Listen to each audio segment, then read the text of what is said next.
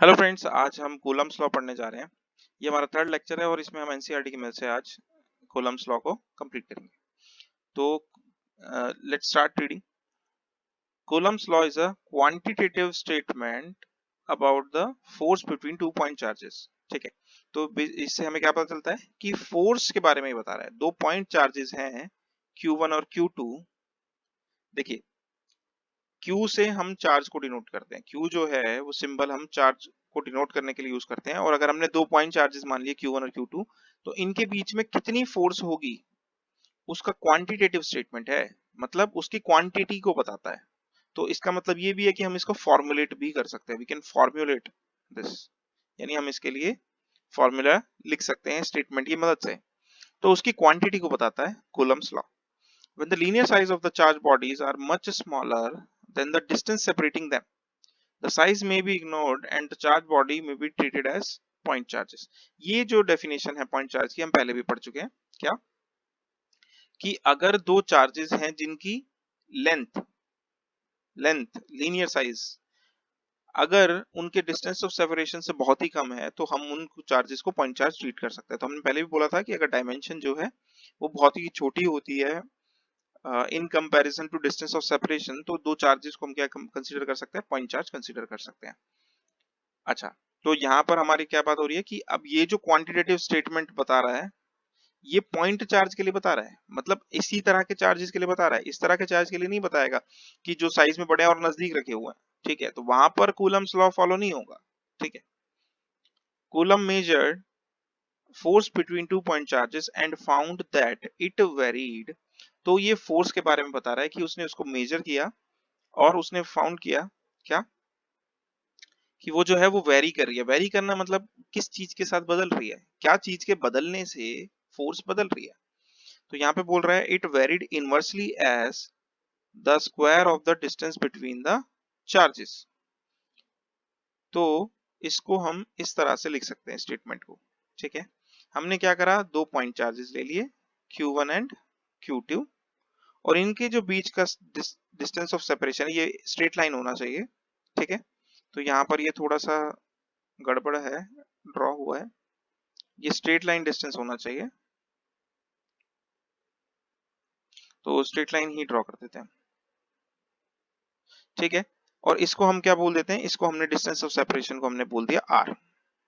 और इस सेपरेशन के स्क्वायर के इनवर्सली प्रोपोर्शनल है फोर्स। कहने का मतलब ये है कि जैसे जैसे ये डिस्टेंस बढ़ता चला जाएगा ये फोर्स जो होगी घटती चली जाएगी। सेम चीज हमने ग्रेविटेशनल फोर्स में भी देखी थी कि जब दो मैसिव बॉडी के बीच का डिस्टेंस बढ़ता चला जाता है तो फोर्स जो होती है वो स्क्वायर टाइम्स कम होने लगती है। ठीक है, next, and was directly proportional to the product of the magnitude of the two charges। तो ये फोर्स जो है, ये सेम फोर्स जो है ये डायरेक्टली प्रोपोर्शनल है Q1 Q2 के प्रोडक्ट के, मतलब दोनों चार्जेस के प्रोडक्ट के मैग्नीट्यूड के डायरेक्टली प्रोपोर्शनल है फोर्स। मतलब जितना जितना इनका ज्यादा चार्ज होगा उतनी ज्यादा फोर्स होगी। अगेन ये स्टेटमेंट बिल्कुल एनालॉगस है किस स्टेटमेंट के, जैसे हमने universal law of gravitational force की जब हमने बात की थी, तो सेम चीज यहाँ पर हमने बात की थी कि ग्रेविटेशनल फोर्स भी क्या आती है, प्रोपोर्शनल होती है m1 m2 के और इनवर्सली प्रोपोर्शनल होती है r स्क्वायर के। सेम चीज यहाँ पर हमारे पास कूलम्स लॉ में निकल के आ रही है कि ये डायरेक्टली प्रोपोर्शनल है Q1 Q2 के और अपॉन में r स्क्वायर। तो ये हमारे पास वेरिएशन आ रहा है। And acted along the line joining the two charges।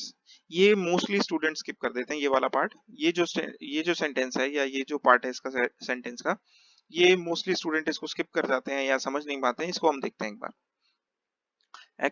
And acted along the line joining the two charges। ठीक है, तो लाइक ग्रेविटेशनल फोर्स जो हमारी कूलम फोर्स है ये भी है central force. Central force, central force क्या होती है, यही यहाँ पर ये जो स्टेटमेंट में लिखा है इसी को हम सेंट्रल फोर्स की प्रॉपर्टी है। ये क्या कि ये दोनों बॉडीज को ज्वाइन करने वाली लाइन के अलोंग एक्ट करती है। ठीक है, तो बेसिकली दो बॉडीज हैं Q1 एंड Q2 और इनको ज्वाइन करने वाली ये जो लाइन है इसके अलोंग ये फोर्स एक्ट करेगी। अब इसका मीनिंग क्या है, देखिए या तो ये दोनों चार्ज पॉजिटिव होंगे, या इनमें से एक पॉजिटिव होगा एक नेगेटिव होगा, या फिर दोनों ही चार्जेस हमारे नेगेटिव होंगे, ठीक है। तो इन ईदर केस या तो ये रिपेल करेंगे या फिर अट्रैक्ट करेंगे। तो देखिए सपोज कीजिए ये दोनों अट्रैक्ट कर रहे हैं, ये पॉजिटिव है और ये नेगेटिव है फॉर द टाइम बीइंग। तो यहाँ पे जो अट्रैक्शन होगा वो इसी लाइन के अलोंग होगा। ये अट्रैक्शन क्या है, ये फोर्स को बता रहा है, ठीक है। ये हमने पॉजिटिव चार्ज ले लिया है और यहाँ पे ये नेगेटिव चार्ज ले लिया। तो बेसिकली होगा क्या कि Q1 Q2 को खींचेगा इसी लाइन के अलोंग अपनी तरफ, ऐसे ही Q2 Q1 को खींचेगा इसी लाइन के अलोंग अपनी तरफ, ठीक है। Acted along the line joining the two charges, ठीक है। सिमिलरली हो सकता है कि ये दोनों क्या हो, पॉजिटिव चार्ज हो, तो उस केस में ये रिपेल करेंगे। अब ये रिपेल करेंगे तो भी इसी लाइन के अलोंग करेंगे। कैसे अलोंग करेंगे, जैसे ये है Q1 और Q2, तो Q1 Q2 को रिपेल करेगा कैसे, ऐसे इसी लाइन के अलोंग, मतलब इस डायरेक्शन में। Q2 Q1 को रिपेल करेगा मतलब इस डायरेक्शन में। अब ये मैं बाहर शो कर दूं चाहे यहीं पर शो कर दूं, बात एक ही है, इससे कोई फर्क नहीं पड़ता। ये सिर्फ ये जो एक्सटेंशन भी अगर किया गया है तो ये सिर्फ डायरेक्शन को बताने के लिए किया गया है। ऐसा नहीं है कि लाइन की लेंथ बढ़ गई है, सेपरेशन ही हमें ट्रीट करना है मैग्नीट्यूड निकालते वक्त।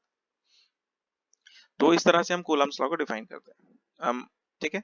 तो हमें क्या बता रहा है, क्या क्या इंफॉर्मेशन यहाँ पे रखनी है, एक कि ये पॉइंट चार्जेस के लिए है, दूसरा ये डायरेक्ट इनवर्सली प्रोपोर्शनल है आर के स्क्वायर के, तीसरा ये डायरेक्टली प्रोपोर्शनल है मैग्नीट्यूड ऑफ चार्ज के, और चौथा ये क्या है, सेंट्रल फोर्स है,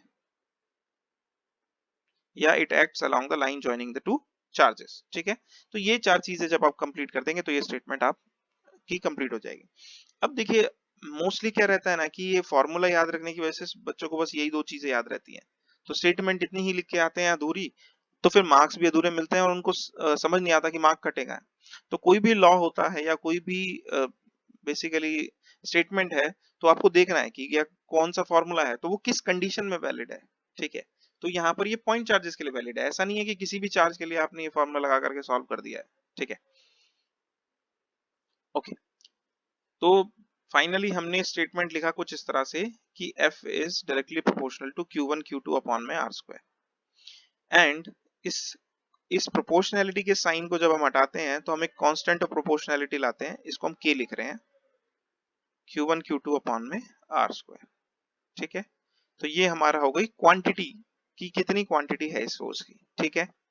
अभी देखिए फोर्स जो होती है एक वेक्टर क्वांटिटी होती है, और अभी इस फॉर्मूले में हमने कहीं भी वेक्टर एक्सप्रेशन यूज नहीं किया है, हमें वेक्टर एक्सप्रेशन यूज करना पड़ेगा। फोर्स वेक्टर क्वांटिटी होती है तो यहाँ पे हमें वेक्टर एक्सप्रेशन चाहिए। तो आगे हम अभी इसकी डायरेक्शन की भी बात करेंगे कि हम डायरेक्शन कैसे लिखेंगे इसकी, ठीक है। लेकिन फॉर टाइम बीइंग अभी आप इस पे ही कॉन्सेंट्रेट कीजिए कि इसका मैग्नीट्यूड कितना है, ठीक है। चलिए आगे बढ़ते हैं। How does coulomb arrive at this law from his experiments. तो यहाँ पर क्वेश्चन हमसे किया जा रहा है कि ऐसा कैसे हुआ कि कूलम ने अपने एक्सपेरिमेंट से ये चीज कैसे बताई। तो उसका आंसर फिर क्या है कि कूलम ने क्या यूज किया, टॉर्जन बैलेंस। टॉर्जन बैलेंस क्या होता है, ये एक डिवाइस है जो कि फीबल फोर्सेस को मेजर करने के काम आता है, ठीक है।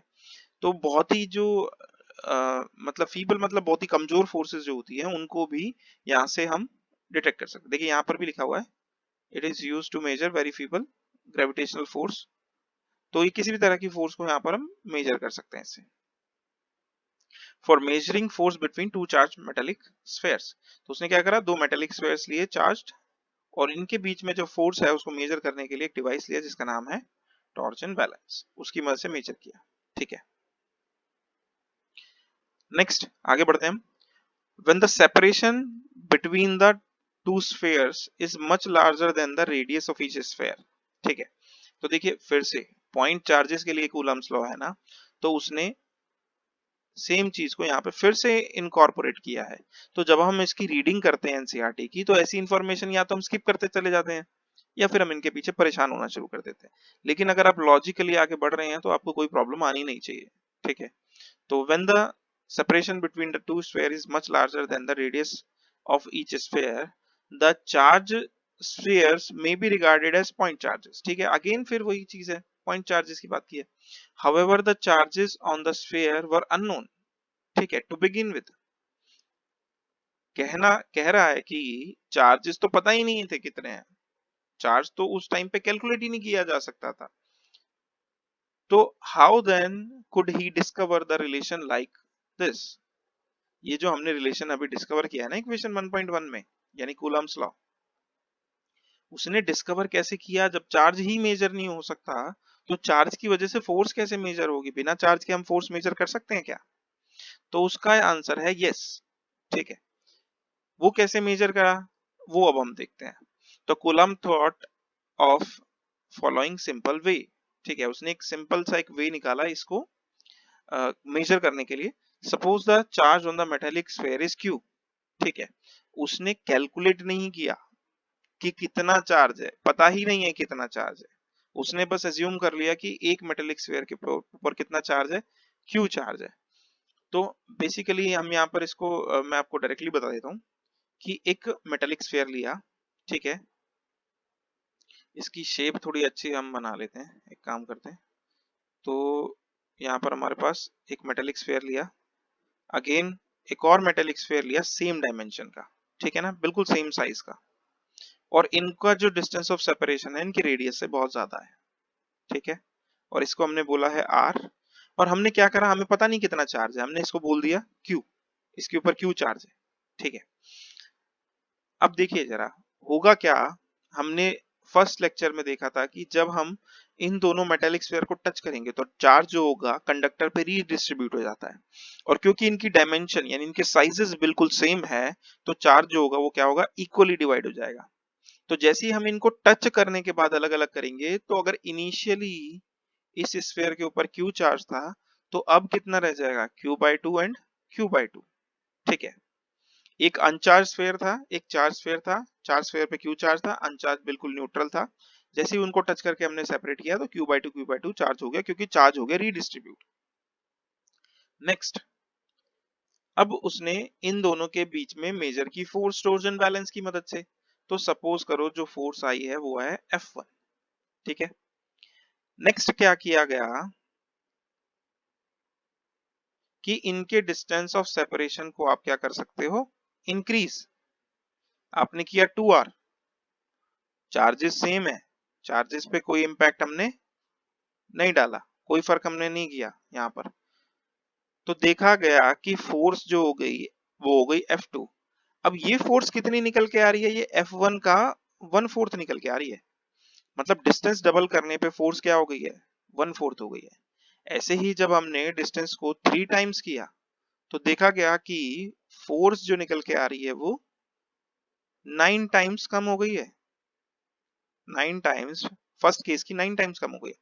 तो बेसिकली इससे क्या पता चल रहा है, जैसे हम ये एक्सपेरिमेंट रिपीट करते चले जाएंगे तो हमें इससे क्या पता चलेगा कि फोर्स जो है वो स्क्वायर टाइम्स कम हो रही है. डिस्टेंस जितना बढ़ रहा है उसके हिसाब से उसका स्क्वायर टाइम्स कम हो रही है. तो बेसिकली यहाँ पर इस एक्सपेरिमेंट से हम पता लगा सकते हैं, इतनी इंफॉर्मेशन से हम पता लगा सकते हैं क्या, कि force is inversely proportional to R square. ठीक है, तो यहाँ पर हमें चार्ज की जरूरत नहीं पड़ी. ठीक है, नेक्स्ट, अब हमने यहाँ पर डिस्टेंस को चेंज नहीं करना है. ठीक है, डिस्टेंस को चेंज नहीं करना है तो हमने क्या करा, दोनों स्फीयर लिए, फिर से इनके चार्जेस चेंज कर दिए. ठीक है, तो ये जो स्फीयर था इन दोनों इस केस की मदद से हमने F1 फोर्स निकाल ली. फिर हमने ये वाला स्फीयर लिया और एक और अनचार्ज स्फीयर लिया. ठीक है, तो q/2 का एक स्फीयर है हमारे पास चार्ज का, और एक जीरो चार्ज का स्फीयर है. जब इन दोनों को टच करेंगे तो फिर से चार्ज डिस्ट्रीब्यूट होगा और दोनों में आधा आधा डिवाइड हो जाएगा. तो यहाँ पर क्या हो जाएगा, q/4 and q/4. Distance of separation में हमने कोई चेंजेस नहीं किए, और हमने देखा कि फोर्स को हमने मेजर किया. तो फोर्स हमने फिर से क्या किया, मेजर किया, तो कितनी हो जाएगी फोर्स, तो फोर्स हो गई इनिशियल फोर्स का फिर से क्या हो गई, 1/4 टाइम्स हो गई. ठीक है, ऐसे ही जब हमने फिर से रिपीट किया, एक और अनचार्ज स्फीयर लिया और q/4 चार्ज लिया, तो यहाँ पर q/8 और q/8 चार्ज हो गया. तो देखा कि हमारी जो इनिशियल फोर्स है उसका कितना गुना कम हो जाएगी ये। तो Q/2 पहले था और 16 टाइम्स ये कम हो गई हमारे पास। ठीक है, तो इस तरह से हमें एक्सपेरिमेंट से पता चला कि ये प्रोडक्ट ऑफ चार्जेस पर डिपेंड कर रही है। ठीक है, अब देखिए सिर्फ इतने से हमें ये भी नहीं पता है कि किसी इंडिविजुअल के चार्ज के स्क्वायर पे डिपेंड कर रही है कि दोनों पे प्रोडक्ट पे डिपेंड कर रही है। तो हम क्या कर सकते हैं उसके लिए कि प्रोडक्ट पे ही डिपेंड कर रही है, इसके लिए हम क्या कर सकते हैं, एक हमने Q/2 चार्ज ले लिया, ठीक है, एक केस में, और एक केस में हमने Q/4 चार्ज ले लिया। तो उसमें हम देख रहे हैं कि फोर्स जो होगी वो हाफ हो जाएगी। ठीक है, इनिशियल केस का हाफ हो जाएगी। तो एक चार्ज को हाफ करने से फोर्स जो है वह हाफ हो जा रही है, उसको 1/3 करने से फोर्स 1/3 हो जा रही है, और दोनों को हाफ करने से जो फोर्स है वो क्या हो जाएगी, 1/4 टाइम्स हो जाएगी। ठीक है, तो इससे पता चल रहा है कि दोनों चार्जेस के प्रोडक्ट पे डिपेंडेंट है फोर्स। ठीक है, तो हमें ऐसे ही और भी बहुत सारे एक्सपेरिमेंट्स करके देखे गए और अल्टीमेटली पता चला कि फोर्स जो है वो डिपेंडेंट है ऑन दीज टू पैरामीटर्स। ठीक है, charges on the metallic spheres and separation between them. ठीक है, और उससे ये लॉ डिराइव किया गया, बिना चार्ज जाने हुए कि चार्ज कितना है, हम ये फोर्स कैलकुलेट किया गया कि ये इनके प्रोडक्ट पे डिपेंडेंट है। ठीक है, तो we can get the charges Q/2 and Q/4 etcetera, और इसके बाद रिपीट कर सकते हैं हम यही प्रोसीजर को, डिस्टेंस को, इनके चार्जेस को, और फाइनली हम इस कंक्लूजन पे आएंगे। तो यहाँ पे शायद ये प्रोसीजर इसमें नहीं बताया गया है, बट ये प्रोसीजर आपको समझ में भी आ गया है तो भी ठीक है, नहीं भी समझ में आ गया है तो भी कोई इंपॉर्टेंट नहीं है, ये पूछा नहीं जाता एग्जाम में। लेकिन हाँ, कूलम्स लॉ का स्टेटमेंट पूछा जाता है और उसका फॉर्मूला फिर साथ में हमें बताना होगा। तो जहां भी हमसे कोई लॉ पूछा जाए, कोई स्टेटमेंट पूछा जाए, अगर उससे कोई फॉर्मूला बन रहा है तो वो हमें उसके साथ लिखना है। यूनिट्स हमें लिखनी है SI यूनिट्स, और अगर हो सके तो डायमेंशन भी हमें वहां पर लिखनी है। ठीक है, next, Coulomb's law, a simple mathematical statement. ठीक है, ये एक मैथमेटिकल स्टेटमेंट है, तो ये स्टेटमेंट है जो कि मैथमेटिकल फॉर्मूला में कन्वर्ट हो जाती है, इसलिए मैथमेटिकल स्टेटमेंट बोल दिया है। was initially experimentally arrived in the manner described above, और ये बोल रहे हैं कि यहाँ पर कि किस तरह से डिस्क्राइब किया गया है उसको हमने ऊपर डिस्क्राइब, किस तरह से इसको बताया गया, ये ऊपर डिस्क्राइब किया गया। while the original experiments established it at a macroscopic scale, it has also been established down to subatomic level। ठीक है, तो ये लास्ट वाली स्टेटमेंट हम देखते हैं क्या कह रहा है। देखिए, जब कूलम ने इनको मेजर किया तो जो मेटालिक स्फीयर लिए थे उनकी कोई फिक्स डायमेंशन होगी जिसको हम देख सकते हैं नेकेड आई से। ठीक है ना, तो बेसिकली ये जो परफॉर्म हुआ ये तो मैक्रोस्कोपिक लेवल पे हुआ। ठीक है, और हमारे प्रोटॉन, इलेक्ट्रॉन, ये सब तो माइक्रोस्कोपिक पार्टिकल है, बहुत ही छोटे पार्टिकल है, सूक्ष्म पार्टिकल है। तो बेसिकली बाद में एक्सपेरिमेंट से ये देखा गया, इसको वेरीफाई किया गया कि ये सब एटॉमिक लेवल पे, यानी माइक्रोस्कोपिक लेवल पे, इवन दिस 10⁻⁻10 मीटर्स यानी 1 एंगस्ट्रम लेंथ के या डायमेंशन के पार्टिकल्स के लिए भी वैलिड है।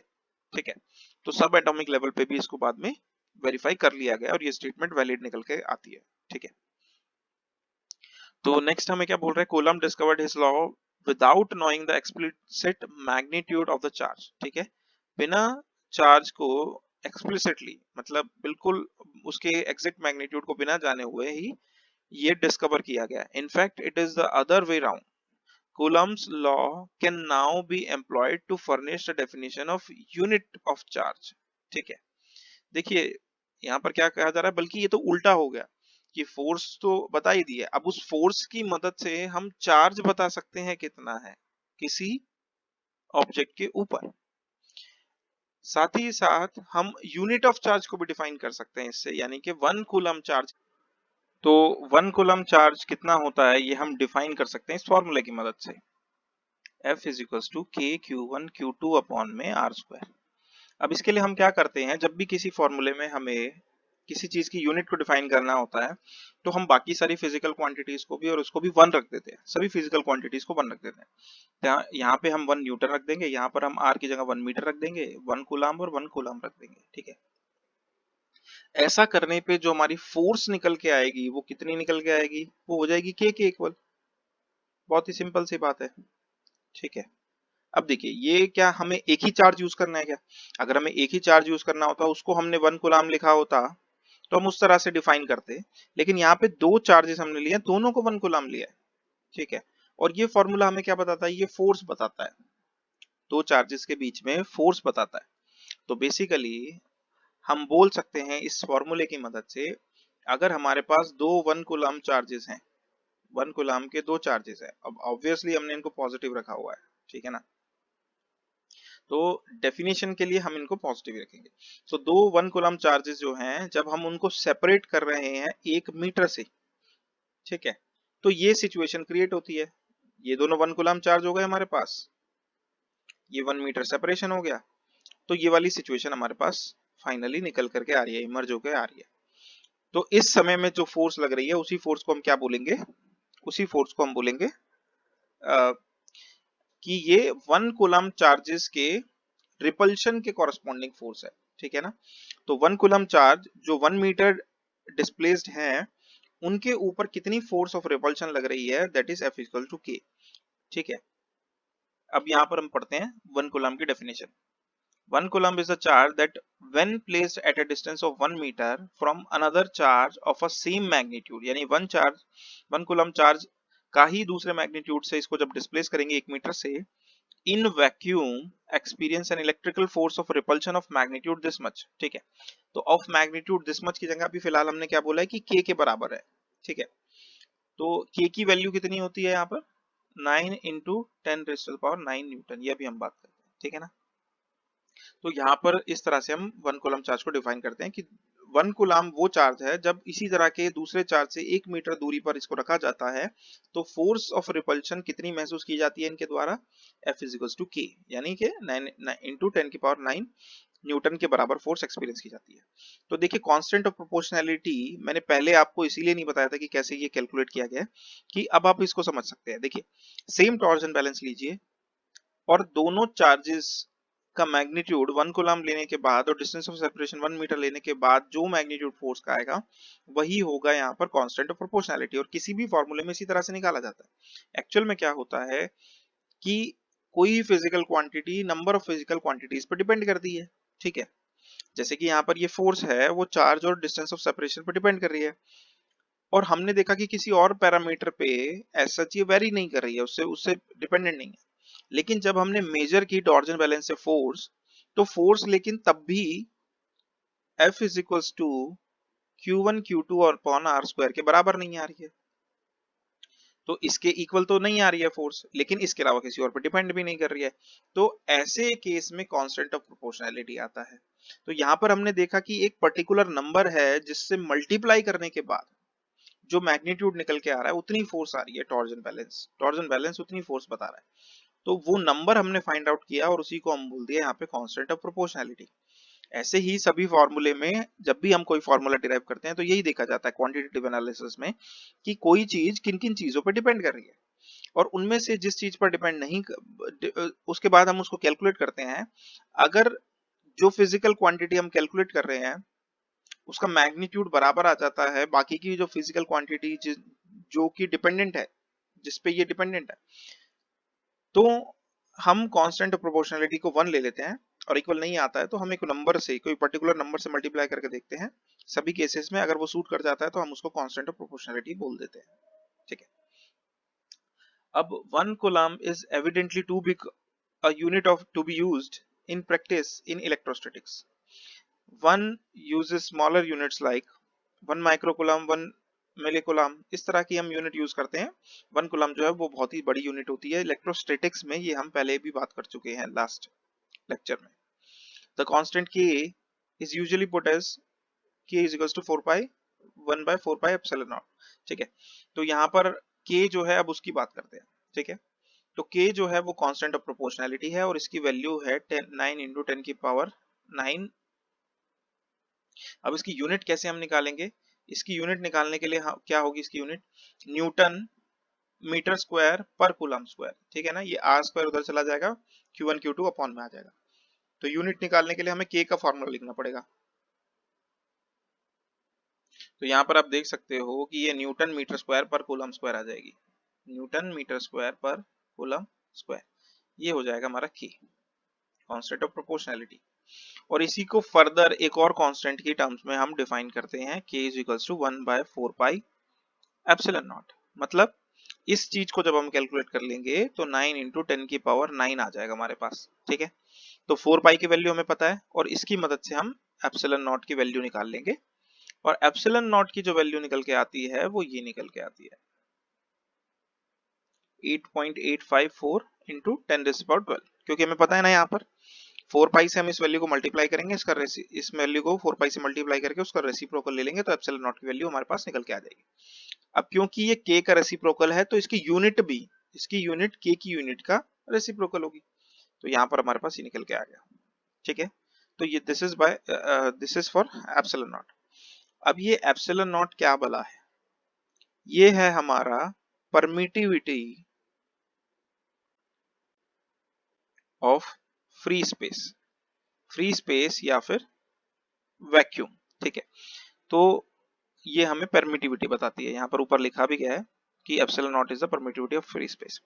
देखिए ये भी देखा गया कि फोर्स बिटवीन टू चार्जेस जो है वो मीडियम पे डिपेंडेंट है, कि जिस मीडियम में आप उसको रखेंगे इस बात पे डिपेंड करेगा कि फोर्स कितनी है। अगर आप मीडियम चेंज करते हैं तो भी फोर्स चेंज होती है। इस बात को हम डिटेल में आगे स्टडी करेंगे, ठीक है, इस चीज को हम आगे स्टडी करेंगे। तो बेसिकली अगर हम कोई मीडियम ले रहे हैं, दूसरा मीडियम ले रहे हैं, ये जो फोर्स निकल के आ रही है ये वैक्यूम के लिए निकल के आ रही है। इसका मतलब जो भी तक हम फोर्स कैलकुलेट करके आ रहे हैं वो एप्सिलॉन नॉट के लिए कैलकुलेट किया है, वो वैक्यूम के लिए कैलकुलेट किया है, यानी फ्री स्पेस के लिए कैलकुलेट किया है। आप एयर में भी कैलकुलेट करेंगे तो ऑलमोस्ट इतनी ही आएगी, ठीक है, नियरली इतनी निकल के आती है। तो एयर के लिए भी हम इसको सेम ट्रीट कर लेते हैं। नेक्स्ट अब हम डायरेक्शन की बात करेंगे। अब तक हमने जो है बात की है पॉइंट चार्जेस के बीच की फोर्स की, वो हमने सिर्फ उसका क्वांटिटेटिव एनालिसिस किया है, उसकी क्वांटिटी की बात की है, लेकिन अब हमें उसके डायरेक्शन की भी बात करनी है, ठीक है। तो यहाँ पर हम अब डायरेक्शन की बात करेंगे। अब इसकी डायरेक्शन बताने के लिए हमें पता होना चाहिए कॉन्सेप्ट ऑफ पोजीशन वेक्टर। तो सबसे पहले पॉज करके वीडियो को आप ये सोचिए कि आपको पोजीशन वेक्टर पता है क्या कि क्या होता है। ये पोजीशन वेक्टर और इसकी मदद से जिस तरह का फॉर्मूला हम कूलम्स लॉ के लिए लिखते हैं, ये सेम चीज आपने ग्रेविटेशन में किया होगा 11th क्लास में। ग्रेविटेशन चैप्टर में बिल्कुल एग्जैक्टली इसी तरह से डिफाइन किया गया है, बिल्कुल यही कॉन्सेप्ट पोजीशन वेक्टर का वहां पर भी लिया गया है और इसी तरह से डिफाइन करके वहां पे फोर्स को एक्सप्रेशन लिखा गया है, ठीक है। डिफरेंस बस इतना है कि ग्रेविटेशनल फोर्स जो होती है वो हमेशा अट्रैक्टिव होती है नेचर में, ठीक है। यहाँ पर अट्रैक्टिव भी हो सकती है और रिपल्सिव भी हो सकती है फोर्स, ठीक है। But nonetheless the process of showing कि ये वेक्टर क्वांटिटी को इसको शो करने का जो प्रोसेस है और इसका जो रिप्रेजेंटेशन है वो एग्जैक्टली सेम है जैसे हमने ग्रेविटेशन चैप्टर में किया था। चलिए तो मैं मान के चल रहा हूँ कि आप में से बहुत से लोगों को नहीं पता होगा या एटलीस्ट कुछ लोगों को नहीं पता होगा पोजीशन वेक्टर क्या होता है। तो पहले मैं उसके बारे में थोड़ा सा बता देता हूँ, फिर हम इसके एक्सप्रेशन को लिखेंगे, ठीक है। तो देखिए वेक्टर हमारा क्या रिप्रेजेंट करता है, कोई क्वांटिटी को रिप्रेजेंट करता है जिसका कुछ मैग्नीट्यूड है एंड डायरेक्शन है, ठीक है। तो जैसे पोजीशन वेक्टर के नाम से ही पता चल रहा है कि ये पोजीशन को बता रहा है, ठीक है। तो जैसे पोजीशन को बताने के लिए हम कोऑर्डिनेट यूज करते हैं ना, एक्स वाई जेड, ठीक है। किसी भी सिस्टम में, कोऑर्डिनेट सिस्टम में हम पोजीशन को बताने के लिए कोऑर्डिनेट यूज करते हैं एक्स वाई जेड, ठीक है। अब ये जो पोजीशन बताई जाती है ये किसके रेस्पेक्ट में बताई जाती है, ये बताई जाती है ओरिजिन के रिस्पेक्ट में। ये हमारा एक्स एक्सिस हो गया, ये वाई एक्सिस हो गया, ये जेड एक्सिस हो गया, और हमारी ओरिजिन क्या है 0 0 0। तो ये पॉइंट का एक्स कोऑर्डिनेट ये है, वाई कोऑर्डिनेट ये है, और ऐसी जेड कोऑर्डिनेट निकाल लेंगे 3 डायमेंशनल स्पेस में। तो बेसिकली ये ओरिजिन की मदद से निकाला जा रहा है कि ये दूरी x है, ये दूरी y है, और वो दूरी z है, और x y z कोऑर्डिनेट हो गया, ठीक है। इसी तरह से पोजीशन वेक्टर भी जो है वो ओरिजिन से मेजर किया जाता है, ठीक है, और ये भी पोजीशन को बताता है। तो इस पर्टिकुलर पॉइंट P की पोजीशन अगर आप बताना चाहते हैं और इसकी डायरेक्शन को भी बताना चाहते हैं तो आप इसको पोजीशन वेक्टर की मदद से भी बता सकते हैं। तो यहाँ पर ये जो वेक्टर है इसको मैं R से लिख देता हूं, आर जो है वो यूजुअली हम सिंबल यूज करते हैं पोजीशन वेक्टर के लिए। तो ये जो आर वेक्टर शो कर रहा है ये पी पॉइंट के पोजीशन वेक्टर है, position vector of point P. तो इस तरह से भी हम इसको देख सकते हैं, ठीक है। नेक्स्ट, अब ये किस तरह से हमें मदद करेगा, थोड़ा सा हम उसके बारे में भी देख लेते हैं। देखिए इस आर वेक्टर को हम कैसे लिख सकते हैं, एक्स आई कैप प्लस वाई जे कैप प्लस जेड के कैप। तो कोऑर्डिनेट की इंफॉर्मेशन इसमें आ गई है, ठीक है ना। अब इसके मैग्नीट्यूड से हम बता सकते हैं कि ये ओरिजिन से कितना दूर है, क्योंकि आर का मैग्नीट्यूड कितना होगा, under root x square plus y square plus z square. तो आपको पता चलेगा कि ये ओरिजिन से कितनी दूर है, और साथ ही साथ ये वेक्टर क्वांटिटी डायरेक्शन भी बता रहा है। तो देखिए आपको पता है कितना दूर है और किस डायरेक्शन में है, ठीक है। तो ओरिजिन से कितना दूर है और किस डायरेक्शन में है, उस डायरेक्शन में जाके उतनी दूरी पे जाएंगे तो पी पॉइंट आपको मिल जाएगा। तो इस तरह से पोजीशन वेक्टर हमें बता। तो चलिए अब हम थोड़ा सा और इस कॉन्सेप्ट को आगे एक्सटेंड करते हैं, और उससे फिर हमें आइडिया लगेगा कि बेसिकली किस तरह से हम कूलम्ब्स लॉ को लिख सकते हैं, या ग्रेविटेशनल फोर्स का एक्सप्रेशन हमने किस तरह से लिखा था लास्ट ईयर। तो यहाँ पर हम लेंगे एक 3 dimensional coordinate system, rectangular coordinate system हमें कंसीडर करने हैं। तो ये हमने कंसीडर कर लिए, ठीक है। चलिए एक काम करते हैं, अभी हम 2D वेक्टर्स ले लेते हैं। 2D वेक्टर्स कैसे वेक्टर होते हैं, जो एक प्लेन में लाई करते हैं, ठीक है ना। 3 डायमेंशन में लाने की लाई करने के बजाय 2 डायमेंशन में लाई कर सकते हैं। उसी के कॉन्सेप्ट को एक्सटेंड करके 3D में भी बताया जा सकता है। It's not a big deal, मतलब बहुत ही मतलब बिल्कुल ही सेम चीज है, कोई मतलब नहीं है उसको 3D में करके आपके लिए उसको कॉम्प्लिकेटेड बनाने का। तो यहाँ पर x और यहाँ पर हम इसको y ले लेते हैं। ये हमारा ओरिजिन हो गया 0 0। अच्छा अब यहाँ पे देखिए, यहाँ पर एक पॉइंट है a और एक पॉइंट है यहाँ पर b, ठीक है। अगर मुझे इन दोनों पोजीशंस के कोऑर्डिनेट पता है तो भी मैं बोल सकता हूँ मुझे इनकी लोकेशन पता है, पोजीशन पता है, या फिर इनका पोजीशन वेक्टर मुझे पता हो। तो मैं यहाँ पे क्या कह रहा हूँ कि मुझे इनका पोजीशन वेक्टर पता है ऑलरेडी, ठीक है। तो एक वेक्टर हम ये ले लिया, दूसरा वेक्टर हम ये ले लेते हैं, ठीक है। तो इस तरह से हमारे पास दो पोजीशन वेक्टर हैं, दो पर्टिकुलर पॉइंट्स के। एक को हमने बोल दिया r1 वेक्टर, एक को हमने बोल दिया r2 वेक्टर, ठीक है। अब मैं बस एक सिंपल सी बात आपसे पूछना चाहता हूं कि आप एक इनके बीच का जो डिस्प्लेसमेंट है वो निकालना चाहते हैं, ठीक है। आप क्या निकालना चाहते हैं, डिस्प्लेसमेंट ए बी, ठीक है, यानी ए से बी तक का डिस्प्लेसमेंट। अब सेम चीज इनके बीच का जो मिनिमम डिस्टेंस है ए बी, मिनिमम डिस्टेंस जो है वो तो चेंज होगा नहीं, लेकिन इसके लिए डायरेक्शन दो हमारे पास निकल सकती है। या तो हम डिस्प्लेसमेंट ए बी निकाल सकते हैं या फिर बी ए डिस्प्लेसमेंट निकाल सकते हैं, ठीक है, वो हमारी मर्जी है। मैं एक निकाल के आपको बताता हूं कैसे। देखिए जरा, अगर यहां से ये वेक्टर हमने ले लिया, इसको हमने बोल दिया आर वेक्टर, ठीक है, इसको हमने बोल दिया आर वेक्टर। तो क्या आप इसको कैलकुलेट कर सकते हैं, आप बस ये सोचिए। तो इसका आंसर है, इसको पॉज करके आप सोच सकते हैं, अगर आपको आंसर मिल जाता है तो बहुत अच्छी बात है, नहीं मिलता है तो आप मैं बता देता हूं आपको।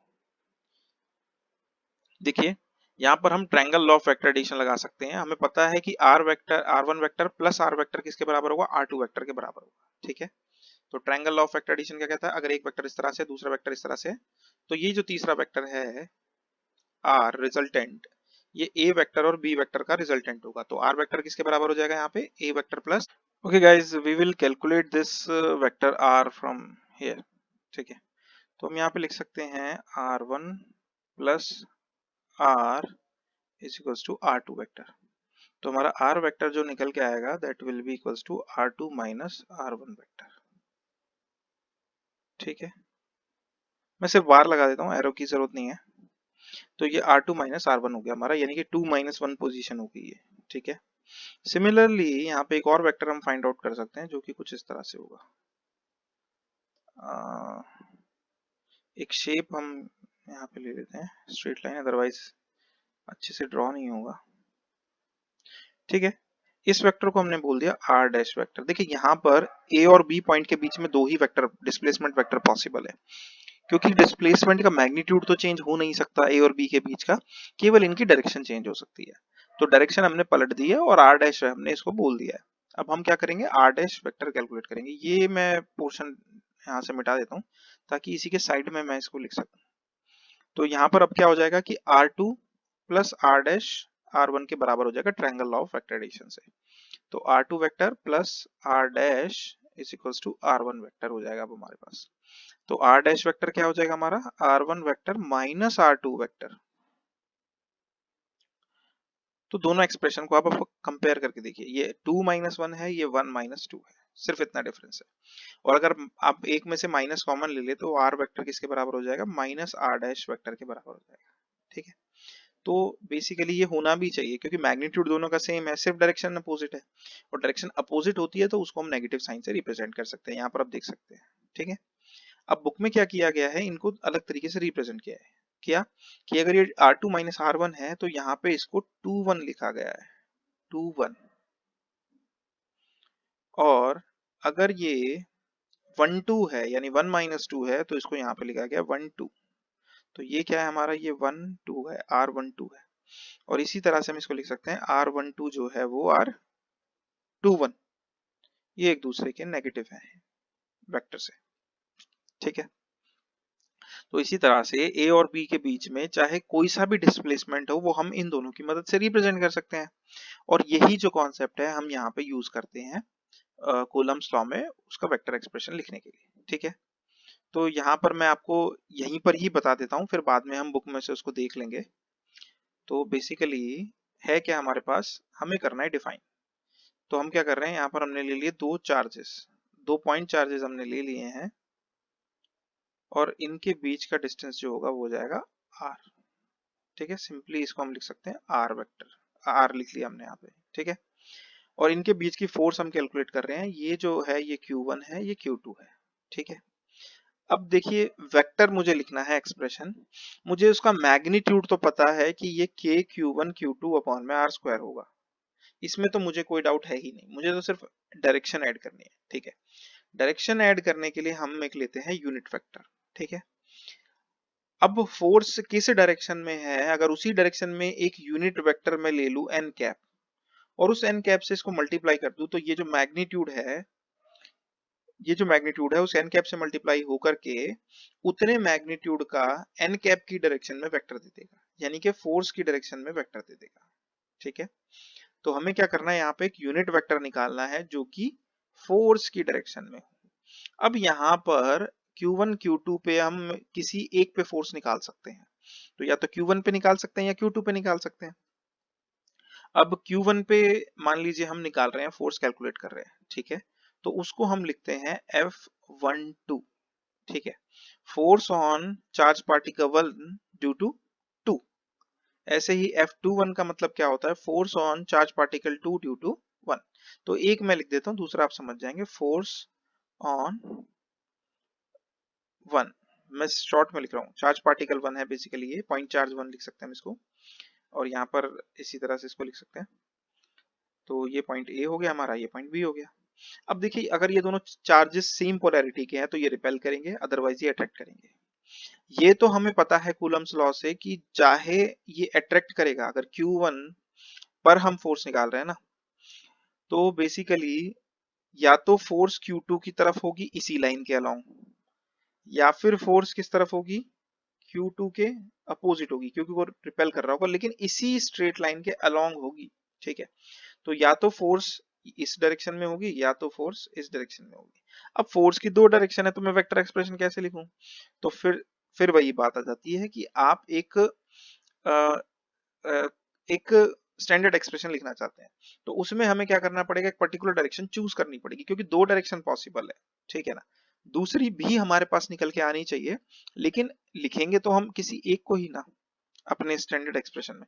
तो स्टैंडर्ड में हम क्या मान करके चलते हैं कि ये दोनों चार्ज पार्टिकल जो है वो पॉजिटिव चार्ज है, और क्योंकि ये पॉजिटिव चार्ज है तो ये करेंगे रिपेल, और रिपेल करेंगे तो ये हमारी डायरेक्शन है फोर्स की जो हमें चूज करनी है। तो बेसिकली F12 को अगर हम लिखेंगे तो वो इस तरह से हम लिखेंगे, F12 हमें ये वाली डायरेक्शन में कैलकुलेट करके बताना है ये।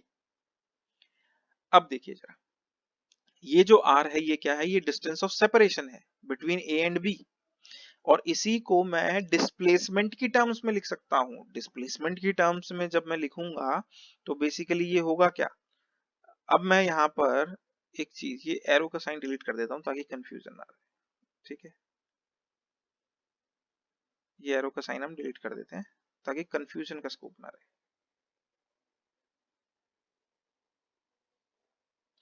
अब मैं वापस से इसको ड्रॉ कर देता हूँ लाइन को, ओके। तो यहाँ पर ये लाइन हमने वापस से ड्रॉ कर दी है, ठीक है। मुझे चाहिए एक वेक्टर जो कि F12 के डायरेक्शन में हो, तो मैं डिस्प्लेसमेंट वेक्टर ले लूंगा अब इस डायरेक्शन का, ठीक है। और A से बीच का डिस्प्लेसमेंट वेक्टर अगर मैं लिखना चाहूं तो वो क्या हो जाएगा, उसको हम इस तरह से लिखेंगे, ठीक है ना। तो अगर B को हमने 2 चार्ज पे रखा है ना, B को 2 माना है और इसको 1 माना है, और ये वाला वेक्टर चाहिए ऊपर वाला, ठीक है। तो ऊपर वाला वेक्टर चाहिए, यानी हमें क्या चाहिए, R12 चाहिए। तो R12 हम इसको लिखेंगे, ठीक है। R12 कैप, अगर मैं इससे मल्टीप्लाई कर दूं, यानी इस डिस्प्लेसमेंट की डायरेक्शन में जो यूनिट वेक्टर है उससे मैंने मल्टीप्लाई कर दिया, और वही डायरेक्शन फोर्स के देखो जरा यहाँ पे, ये जो आर वेक्टर की डायरेक्शन है वही F12 की डायरेक्शन है। तो मैंने आर वेक्टर का यूनिट वेक्टर लेकर के यहाँ पर रख दिया, क्यों, क्योंकि कूलम्स लॉ से मैग्नीट्यूड कितना होना चाहिए, मैग्नीट्यूड तो हमारा सिर्फ इतना होना चाहिए।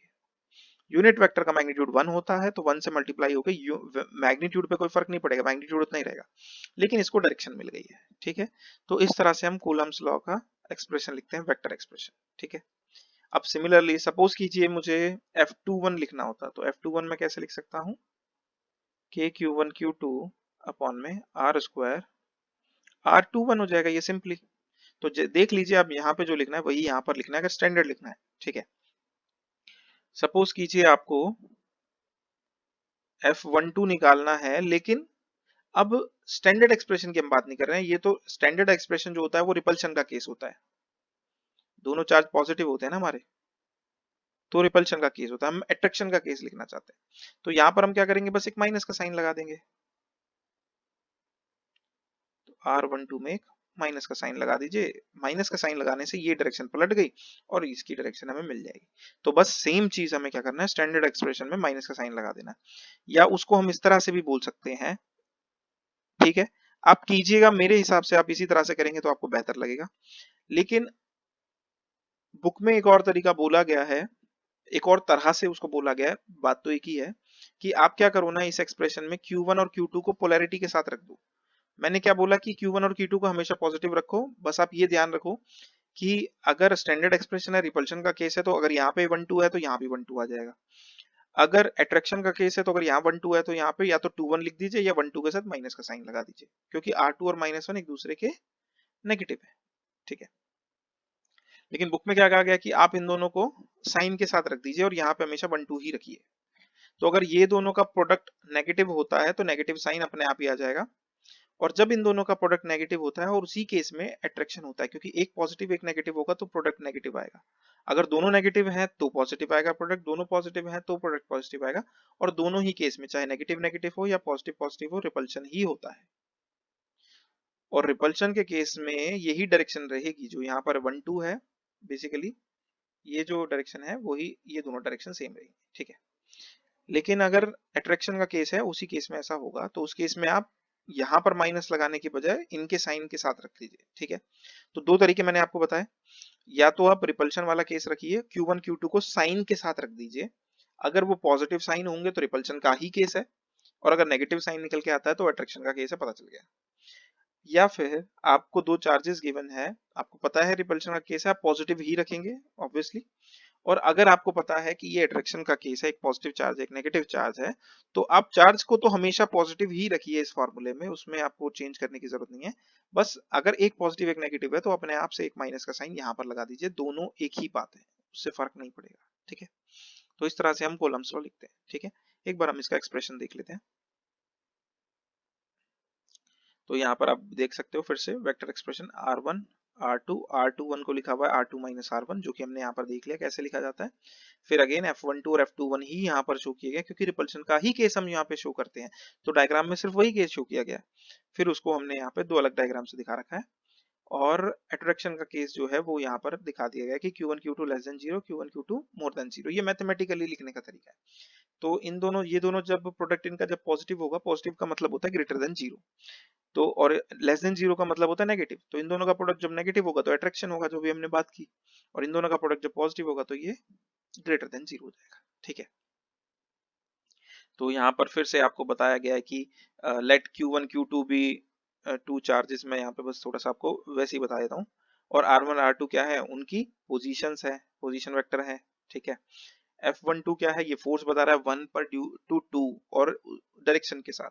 F21 क्या है, ये बताया गया है यहाँ पे। फिर R21 को कैसे कैलकुलेट करेंगे, R12 को यहाँ पे डायरेक्टली बताया गया है। यहाँ पे पोजीशन वेक्टर का कॉन्सेप्ट जो है 11th क्लास में जब वेक्टर आपको समझाया गया था फिजिक्स की बुक में, वहीं पर एक्सप्लेन कर दिया गया था, एक बार एक्सप्लेन कर दिया गया, अब उसको यूज कर लेंगे बार बार। लेकिन मोस्टली स्टूडेंट्स जानते नहीं होते हैं, और जो जानते होते हैं उनको भी कभी कभी कंफ्यूजन होती है, तो इसलिए मैं यहाँ पे रिपीट कर देता हूँ। नेक्स्ट यहाँ पर R12 और R21 का ये जो रिलेशन है ये भी हमने देख लिया है। ठीक है, मैग्नीट्यूड जो होगा वो दोनों का इक्वल होगा। नेक्स्ट, ये कूलम्स लॉ का ये एक्सप्रेशन हो जाएगा। हम ये पॉइंट्स पढ़ लेते हैं कि इक्वेशन 1.3 की बात कर रहा है। अच्छा, बुक में एनसीईआरटी में जो बोल्ड लेटर्स में लिखा है इसका मतलब वेक्टर क्वांटिटी है, और बाकी चीजें क्या है यहाँ पर, स्केलर क्वांटिटी है। एक चीज यहाँ पर जो रह गई थी वो मैं बता देता हूँ आपको, कि यहाँ पर जब आपने R12 लिया है तो इसको भी हम 12 लिख देते हैं। ठीक है, अगर हम यहाँ पे 21 लिख रहे हैं तो यहाँ पे 21 लिख देंगे, क्योंकि डिस्प्लेसमेंट तो सेम ही रहना है। नोटेशन क्योंकि हमने 12 से रिप्रेजेंट किया है तो उसी मैग्नीट्यूड को वो रिप्रेजेंट कर रहा है। ओके, तो यहाँ पर ये बोला गया है, फिर से देखिए वही केस बताया गया है कि रिपल्शन का केस होगा और अट्रैक्शन का केस होगा, तो Q1 Q2 को हम पॉजिटिव जो भी उनका साइन है उसके साथ रख करके कैलकुलेट कर सकते हैं। दूसरे पॉइंट में हमें क्या बोल रहा है कि F12 on charge Q1 due to Q2 is obtained by equation this. ठीक है ना, 1.3 से हमें ये जो फोर्स है वो निकल के आ रही है। ऐसे Coulomb's law gives the force between two point charges in vacuum. ठीक है ना, ये वैक्यूम में बता रहा है। अगर वैक्यूम की जगह किसी और मीडियम में रखा हुआ है तो क्या फोर्स होगी, वो हम बाद में देखेंगे। देखिए मैं यहाँ पर भी बता सकता हूँ, इसमें कोई बड़ी बात नहीं है। मैं एक बस यहाँ पर एक्सप्रेशन लिख रहा हूँ, लेकिन मैं बताऊंगा वहीं पर ही जहां पर इसका जिक्र आएगा। अपॉन आर स्क्वायर, ये हमारे पास मैग्नीट्यूड है, और के की जगह हम क्या लिख सकते हैं, 4 पाई एप्सिलॉन नॉट। ठीक है, Q1 Q2 अपॉन में आर स्क्वायर। तो यहाँ पे क्या होता है, जैसे मीडियम चेंज होगा तो परमिटिविटी में चेंज आएगा, तो उसके लिए हम क्या करते हैं, एक यहाँ पर एप्सिलॉन आर से इसको मल्टीप्लाई कर देते हैं, या कैपिटल के से मल्टीप्लाई कर देते हैं, बस एक यहाँ पे कांस्टेंट से मल्टीप्लाई कर देते हैं। तो बेसिकली जितना गुना वैक्यूम के मुकाबले उसकी परमिटिविटी है उतना गुना, यानी कि उसने ये कांस्टेंट क्या है, बस उसको उतना गुना कर रहा है। ठीक है, और उससे क्या मिल रहा है हमें, ये डिजायर्ड फोर्स मिल जा रही है, तो इससे मल्टीप्लाई हो जाता है डिनोमिनेटर में, एप्सिलॉन नॉट का मल्टीप्लाई हो जाता है बेसिकली। तो ये हमें यहाँ पे याद रखना है ये। लेकिन यहाँ पर आगे हम परमिटिविटी के बारे में डिस्कस करेंगे सेकंड चैप्टर में, जहाँ पे हम डाइलेक्ट्रिक की बात करेंगे, वहां पर मैं आपको ये अच्छे से डिटेल में बता दूंगा। तो अभी आपको समझ में आ गया तो बेहतर है, नहीं समझ में आया तो वहां पर एक बार फिर से हम इसका जिक्र करेंगे और वहीं पर इसको डिटेल में हम देखेंगे। ठीक है, और क्योंकि इस चैप्टर में और कहीं इसको मेंशन भी नहीं किया गया है तो इसीलिए मैं इसको यहाँ पे छेड़ नहीं रहा हूँ। ठीक है, क्योंकि आपको पढ़ने के लिए कंटेंट नहीं मिलेगा उसका। If the charges are placed in matter or the intervening space has matter, the situation gets complicated due to the presence of charge constituent of the matter। ठीक है, तो यहाँ पे क्या कह रहा है, कूलम्स लॉ की अगर हम बात करें, ये दो चार्जेस के बीच में फोर्स देता है वैक्यूम में, लेकिन जब चार्जेस को हम मैटर में प्लेस कर देते हैं, मतलब जैसे कि चार्ज डिस्ट्रीब्यूशन बेसिकली ये बात कर, जैसे ये कोई मैटर है, ठीक है, यानी कि ये कोई ऑब्जेक्ट है, इसमें बीच बीच में कहीं पे चार्ज ऐसे डिस्ट्रीब्यूटेड है। ठीक है, और इन डिस्ट्रीब्यूटेड चार्ज के बीच के आप फोर्स कैलकुलेट करना चाह रहे हैं, तो बेसिकली वहां पर ये जो है कॉम्प्लिकेटेड हो जाता है एनालिसिस। हम पहले ही बात कर चुके हैं कि इनका सेपरेशन जो है वो ज्यादा होना चाहिए इनकी डायमेंशन के कंपैरिजन में, तभी यहाँ पर कूलम्स लॉ जो है वो काम करेगा। ओके, और इसको हम will consider electrostatics in matter in next chapter. ठीक है, ये नेक्स्ट चैप्टर में हम थोड़ा सा देखेंगे। नेक्स्ट यहाँ पर हमारे पास कुछ एग्जांपल्स हैं 1.4, 1.5 एंड 1.4 एंड 1.5। तो ये दोनों एग्जांपल्स आप ट्राई कीजिएगा, मैं नेक्स्ट लेक्चर में ये आपको करवाऊंगा। जितने कॉन्सेप्ट मैंने बताए हैं उससे ये इजीली सॉल्व हो जाना चाहिए। अगर नहीं होता है तो हम नेक्स्ट लेक्चर में इसको डिस्कस करने ही वाले हैं। ठीक है, फर्स्ट आप ट्राई कीजिए उसको। Thank you.